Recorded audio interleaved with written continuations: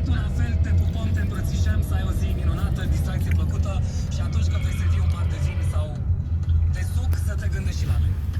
Da, cu siguranță. Mulțumesc, o zi faină. Plăcere, la fel, bye bye. Hai, dau cu muzică. Mira, n-am să te las, vii și cele 9 piese neîntrerupte de publicitate și vii și cu Dr. Mit imediat, medicină pe limba ta.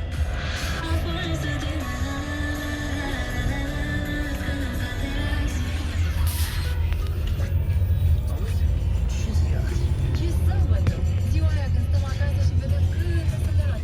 Când ne punem să o saltea nouă, niște diferite. Daddy, Salut! salut! Da? Unde mergeți? În Bulgaria!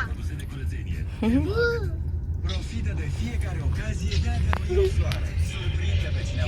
Gheți, acum eu ce joc, mă joc. Un buchet de trandafiri. Nu știu. La Florăria Lidl ai buchetul de 15 trandafiri la doar 14,99 lei. Pentru mai multe prețuri cu minus, Te trecem Dunărea, băieți. Peste 200 de metri, continuă pe traseul 2 de 70. Intrăm în Bulgaria.